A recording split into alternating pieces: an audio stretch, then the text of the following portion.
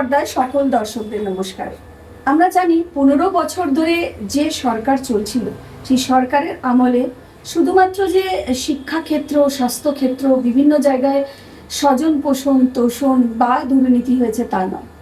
আমাদের একটা বড় শিল্প জগৎ আছে, যেখানে প্রচুর মানুষ, শিল্পীরা কাজ করেন। যে ইন্ডাস্ট্রি, টলিগঞ্জ ইন্ডাস্ট্রি, যেখানে বিভিন্ন ধরনের মানুষরা, কলাকুশলীরা তারা রীতিমতন কাজ করে, সেটা সঙ্গীত জগতের মানুষরা, অভিনেতা, অভিনেত্রী, টেকনিশিয়ান থেকে শুরু করে বিভিন্ন মানুষরা সেখানে কাজ করে।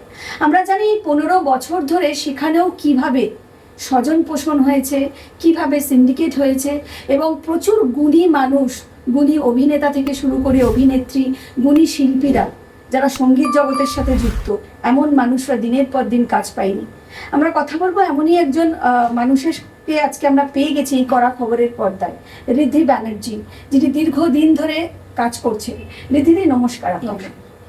এই যে দীর্ঘদিন ধরে আপনিও কাজ পাননি, আমরা জানি যে এই অভিযোগ আজকের অভিযোগ নয়, দীর্ঘদিন ধরে এরকম এক অভিযোগ চলছে যে বিভিন্ন সঙ্গীত শিল্পী, কেন সে বিভিন্ন অভিনেতা, অভিনেত্রী, তাদেরকেও কাজ দেওয়া হতো না, এবং ব্যান্ড কালচার থেকে শুরু করে স্বজন পোষণ, ইন্ডাস্ট্রিতে নিজেদের লোক নিতে হবে, এই ধরনের বিভিন্ন অভিযোগ কিন্তু বারংবার উঠেছে।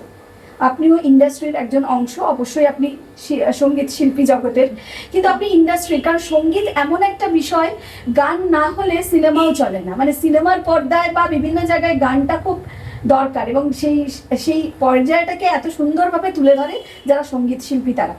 কি বলবেন দিদি, আপনিও এটা শিকার ছিলেন একটা সময়?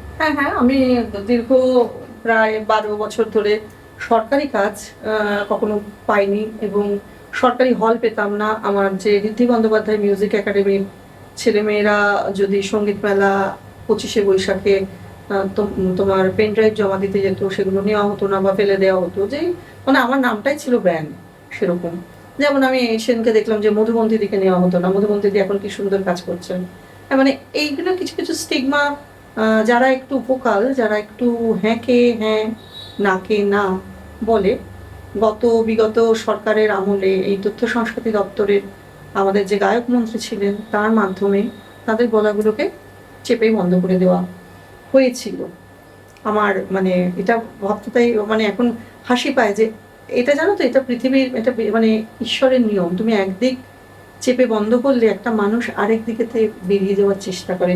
হয়তো এই জিনিসটা হয়েছিল বলেই আমি হয়তো দেশে বিদেশে কাজ করার চেষ্টা করেছি, এবং আমার কাজ হয়েছে, সেখানে আমার নাম হয়েছে, খ্যাতি হয়েছে, এবং আমি মোটামুটি পশ্চিমবঙ্গের বাইরে এবং বিদেশে, England, America, Australia, Singapore, middle east সব জায়গাতে কাজ করে আমার বিষয় নিয়ে আমি কিন্তু সেসব জায়গায় খুবই জনপ্রিয়। কারণ আমি যে বিষয়টা নিয়ে কাজ করি, পঞ্চকবির গান, বিশেষ করে দ্বিজেন্দ্রলাল, অতুল প্রসাদ, রজনীকান্ত সেনের গান, হিমাংশু দত্তের গান, পুরাতনী টপ্পা, এবং বাংলা নাটকের গান, যেটা ফরম্যাটটা হচ্ছে অপেরা ফরম্যাট, সেটা কিন্তু আর কোনো শিল্পী করেন না। অথচ এখানে আমাকে যখন চেপে দেওয়া হয়েছে, তার মানে যে কোটারি শিল্পীরা আছে তারা তাদের নিজেদের ফায়দাগুলো এখান থেকে নিয়েছে। এটাই হচ্ছে, যদি তুমি ফ্যালাসিতে বিশ্বাস করো, এটাই হচ্ছে ফ্যালাসি। কারণ একজন সিনিয়র শিল্পী, আজকে যদি আমি দেখি কোথাও কোনো অন্যায় হয়েছে একটা জুনিয়র মেয়ের প্রতি বা ছেলের প্রতি, আমি বলবো যে কেন এটা হচ্ছে, কেন পাচ্ছিল সবাই, এই কেনটা কেউ বলতো না। তারা নিজেদের ধান্দাবানি হয়ে গেলে বাক্স গুটিয়ে বাড়ি যেত। এবং সমস্ত সরকারি অনুষ্ঠান, তাদের তুমি দেখবে, তাদের রেকর্ডিংয়ে দেখবে যে 15 থেকে 20 জন শিল্পীরই যাতায়াত। তার বাইরে কি পশ্চিমবঙ্গে আর কোনো ভালো শিল্পী, মাঝারি শিল্পী, কমা শিল্পী কেউ ছিল না? আর এই ভালো মন্দ মাঝারির এই মান নির্ধারণ করবে কে? ইন্দোনেশিয়ার একটা মানে 20 থেকে 25 জনের একটা ইয়াং ছেলে মেয়েদের একটা লিস্টিং, তারা পরীক্ষা নিত। তারা নিজেরাই গান জানে না, তারা নিজেরাই সরকারি প্রোগ্রাম পাচ্ছে, এবং তারা গায়ক মন্ত্রীর বদান্যতায় তারা সরকারি চাকরি পেয়েছে। বাইরের ছেলেমেয়েরা যারা চাকরির জন্য হন্যে হয়ে পরীক্ষা দিচ্ছে, ঘুরছে, তাদের কোনো যোগ্যতা নেই। এই কথাগুলো যখন বলেছি সেই 2020 থেকেই কিন্তু আমি বলে আসছি, কিন্তু আমার গলাটাকে দাবিয়ে দেওয়া হয়েছে। এবং তখন রুলিং পার্টি, আমি থ্রেট কল পেয়েছি, আমি একা মহিলা, আমি কাজ করে রাত্রে বাড়ি ফিরি, আমার সন্তান আছে, আমার বৃদ্ধ বাবা আছে, আমি সব কিছুতে আমি দেখেছি আমার সাথে আমি কাউকে পাইনি। কারণ এদের তো এই দাগিয়ে দেয়া যেটা বলে, নয় বলবে তুই খারাপ, তুই করাপ্ট, নাহলে তুই নষ্ট। আজকের দিনে দাঁড়িয়ে আমার না কিছুতে কিছু যায় আসে না।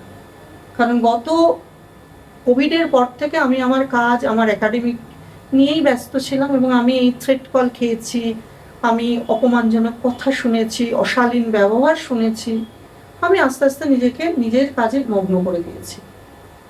কিন্তু আজকে আমার সাথে আমি খুব খুশি যে দোলা ব্যানার্জি বলছে, দেবপ্রিয়া বলছে, শাওলি বলছে, প্রবাল বলছে, বর্ণালী চট্টোপাধ্যায় বলছেন, আমার বন্ধু কুমার মুখার্জি খুব বিখ্যাত ক্লাসিক্যাল সিঙ্গার বলছেন, তোচন ঘোষ বলছেন, অ্যারিনা মুখার্জি বলছেন।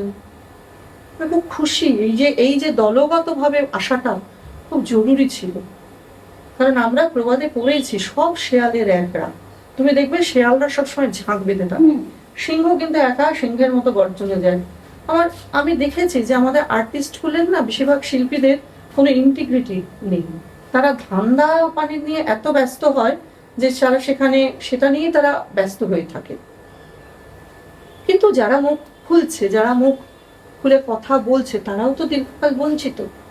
আমি না হয়, কিংবা আমার মতো দু একজন হয়তো পশ্চিমবঙ্গের বাইরে কাজ করেছে, বিদেশে কাজ করেছে, আমরা সার্ভাইভ করে গেছি।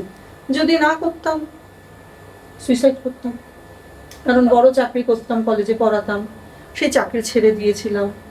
এই যে কেন ঘুরে কথাটা বলেছি, কোলে বসিনি, কোলে বসে হ্যাঁ আচার্য আপনি যাহা বলছেন তাহাই ঠিক, বা হ্যাঁ প্রিয়তম আপনি যাহা বলছেন তাহাই ঠিক, ওরা সব দুষ্ট নারীর দল, এইটা বলি। রিধিদি, একটা অভিযোগ হচ্ছে, আমি সঙ্গীত মন্ত্রীর কথাই যখন উঠলাম, ইন্দ্রনীল সেনের এগেনস্টে, সেটা হচ্ছে ওনাকে টাকা দিতে হতো, মানে কোথাও প্রোগ্রাম পেলে বা কেউ প্রোগ্রাম করলে, মানে যেটাকে আমরা বলি কমিশন, তাকে নাকি কমিশন দিতে হতো, এই ধরনের অভিযোগও সামনে আসছে।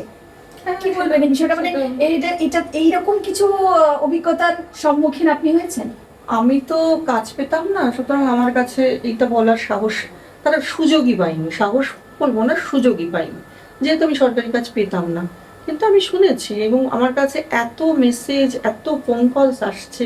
একটা 2 সেকেন্ডে একটা ভিডিও জাস্ট করেছিলাম আমার অফিসিয়াল পেজ থেকে, যে যারা এরকম ভাবে অত্যাচারিত এবং বঞ্চিত আমার নম্বরে যোগাযোগ করবে।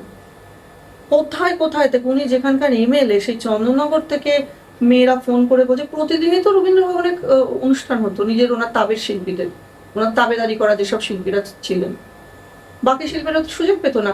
সেখানেও ভুরি ভুরি করাপশন, প্রত্যেকটা অনেক জায়গাতে সরকারি আধিকারিকরা যুক্ত।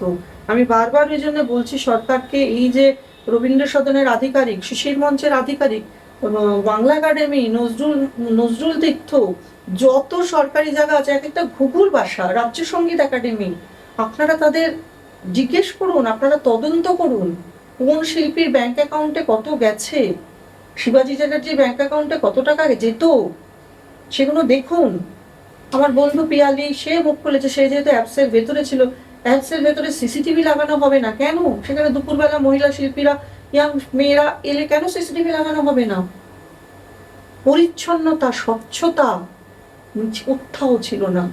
পিয়ালি এটাও বলেছেন যে অ্যাপসের দলিল ইন্দ্রনীল সেনের বাড়িতে রাখা হতো। পিয়ালি এই মুহূর্তে বিদেশে, সেই এলে সবকিছুই বলবে। তথ্য প্রমাণাদি নিয়ে কিন্তু তারা কথা বলছে, এবং এই আমাদের কাজ কিন্তু তদন্ত করা নয়, তদন্ত করার কাজ হচ্ছে সরকারের। অবশ্যই এই যে ঘটনাগুলো হয়েছে, যেটা ফিল্ম ইন্ডাস্ট্রি নিয়ে যেই ঘটনা হয়েছে, সবাই মিলে মুখ খুলেছেন, অনেক শিল্পী বলছেন তারা ভয় চুপ করে দিয়েছেন, ওটা হয় না।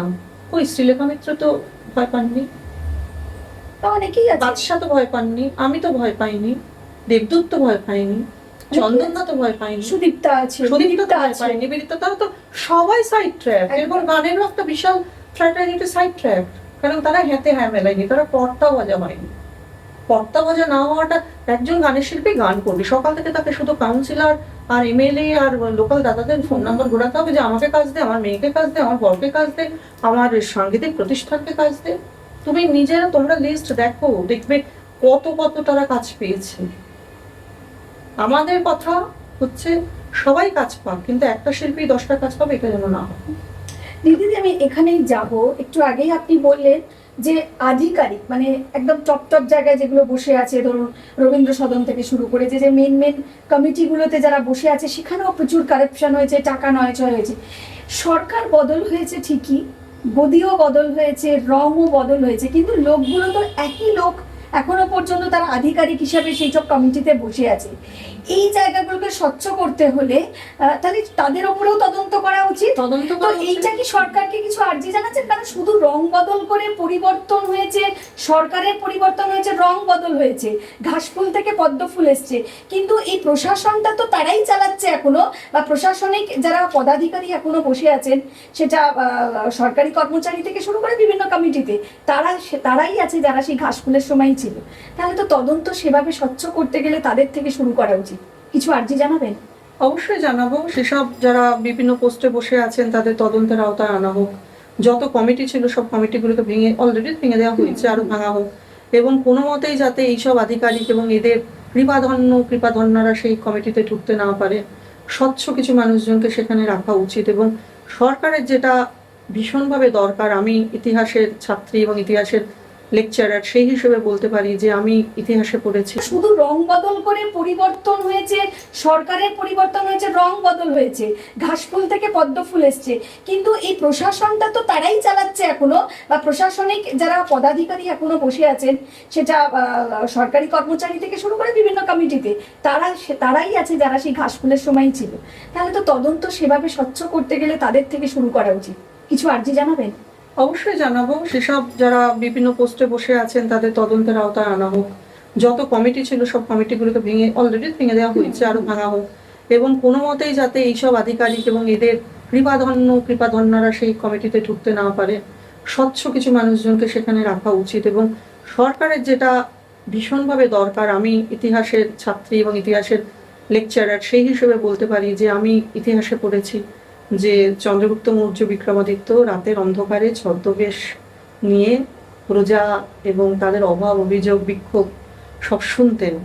সরকারের এমন কিছু মানুষ, খুব ট্রাস্টেড মানুষ, যারা নিজের ধান্দাতে কথা বলবে না, সত্যি কথা সরকার যিনি তারা টপ মোস্ট এতে আছেন তাদের কানে দেবে।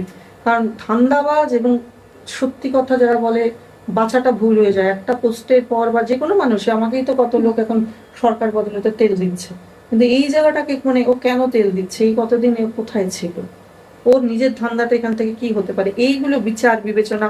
এবং আমার ধারণা যে এখন আমাদের মুখ্যমন্ত্রী এবং তার সাথে যে মন্ত্রী দল আছেন এবং যারা এমএলএ আছেন, তারা প্রত্যেকেই যথেষ্ট বুদ্ধিমান এবং তারা খুব ব্যালেন্সড পার্সন। সেইখানে তারা যদি মনে করেন তারা পারবেন জায়গাটাকে পরিষ্কার করতে। এখন মনে করা কি না করা সেটা তো আমার দায়িত্ব না। আমরা যেভাবে আমরা অবিচার পেয়েছি, আর দেখো আমার যা সিনিয়রিটি, আমার যা কাজের জায়গা ঈশ্বরের কৃপায়, আমার কোনো কিছু হারানোরও নেই, আমার কোনো কিছু পাওয়ারও নেই। আমি দুটো গান গাইবার জন্যে এই লালাই তো হচ্ছি তা নয়, বরং আমাকে দুটো গান গাইতে দিলে আমি বরং বলবো নতুন ছেলে মেয়ে যারা ভালো গাইছে তাদের দাও। আমি এরকমই পার্সোনালিটি, সেই জন্য আমাকে হজম করা একটু কঠিন। কিন্তু সত্যি কথা, মানুষ হয়ে জন্মেছি, আমার শিক্ষা, আমার মায়ের শিক্ষা, আমার আপব্রিঙ্গিং, সত্যি কথা সত্যিভাবে বলবো, নিজের কাজ করব। আমি খুব পরিশ্রমী মানুষ, আমার ডাল ভাতের জোগাড় হয়ে যাবে। আমার একটা সন্তান, সে দাঁড়িয়ে গেছে, শুধু সে গানের জগতেও আসেনি, আমার এটা নিয়ে কোনো ভাবনাই নেই, কিন্তু জায়গাটা পরিষ্কার, জায়গাটা ক্লিন। তো রিদ্ধিদি, এই যে ইন্দ্রনীল সেনের বিরুদ্ধে অনেক অনেক অভিযোগ উঠছে, শুধু আপনি নয় এবং বিভিন্ন জন অভিযোগ তুলছেন। এতদিন তিনি মন্ত্রী ছিলেন, বিভিন্ন দায়িত্বে ছিলেন, গানের সাথে তিনিও একজন শিল্পী মানুষ। তার ক্যাসেট আমরা ছোটবেলায় শুনতাম, গান শুনতাম, পুজোর সময় তার অনেক গান বেরোতো, পুজোর সময় যে গানগুলো বেরোতো। তো অনেক বছর তাকেও দেখা যায়নি গানের সাথে যুক্ত থাকতে। তিনি ক্ষমতা চলে যাওয়ার পর তিনিও বলছেন, আমি আর রাজনীতি করতে চাই না, আমি গানে ফিরতে চাই। কি বলবেন বিষয়টা নিয়ে?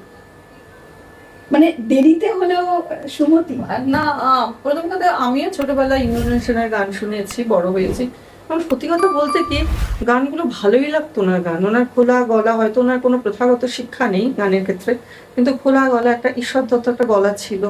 কিন্তু মানে ওই যে দুর্নীতিতে যুক্ত হতে হতে আর আকাঙ্ক্ষা, লোভ এমন একটা আকাশচুম্বী হয়ে যায়, ক্ষমতার লোভ, পয়সার লোভ, কর্তৃত্বের লোভ, ক্ষতি করার লোভ। লোকটা না কেমন একটা কেমন একটা পচে গেল। মানে লোকটাকে দেখে খুব কষ্ট হয়।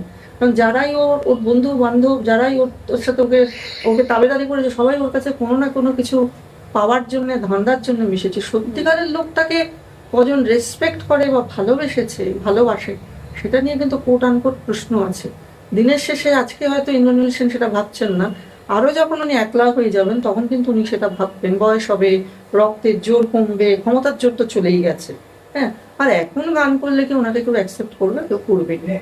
হ্যাঁ, কারণ জামানা বদলে গেছে। আগে যেমন ক্ষমতা বলে উনি গান গাইতেন, গান গাওয়াতেন, সেটা একদমই।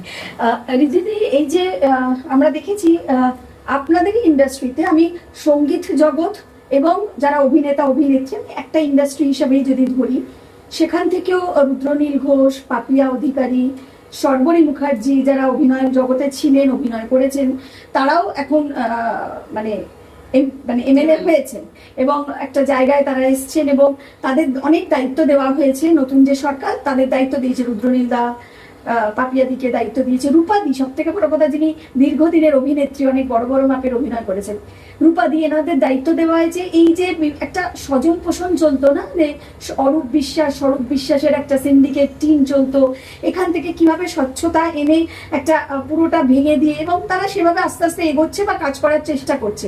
মানে এই যে বিষয়টা হচ্ছে, আমরা দেখেছি বিভিন্ন জায়গায় ইতিমধ্যে বৈঠকও শুরু হয়ে গেছে, এইগুলো কিভাবে বন্ধ করা যায় বা কিভাবে সুষ্ঠুভাবে এগোনো যায়। কতটা আশাবাদী যে এই যে এদের দায়িত্ব দেওয়া হয়েছে, এদের প্রতি কতটা আশাবাদী? হ্যাঁ, রূপাদি খুবই উনি অভিনেত্রী শুধু না, একদম ভালো মানুষ। কারণ উনি ন্যাশনাল লেভেলের একজন অভিনেত্রী এবং রাজনীতিবিদ, জাতীয় পর্যায়ের একজন রাজনীতিবিদ। স্পষ্ট কথা স্পষ্ট করে বলেন। যে মানুষ স্পষ্ট কথা স্পষ্ট করে বলেন তাকে না চেনা অনেক সহজ। পাপিয়াও তার কাজ সুন্দর করে করছে, খুবই শিক্ষিত একজন মানুষ।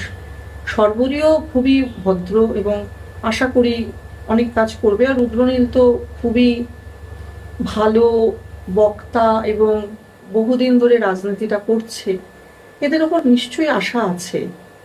কিন্তু কি হয়, পাশে তো অনেক তাবেদার ঘুরঘুর করে, সেইখান থেকে যেন মানে যোগ্য ব্যক্তি কাজ পেলেন না, কিছু তাবেদার আবার সেই জায়গাগুলো পেতে শুরু করলো। সেই জিনিসগুলো আশা করি এরা নিশ্চয়ই অ্যালার্ট আছেন, কারণ এরাও সবাই ঘরপোড়া গরু এবং এরা প্রচুর লড়াই করেছেন।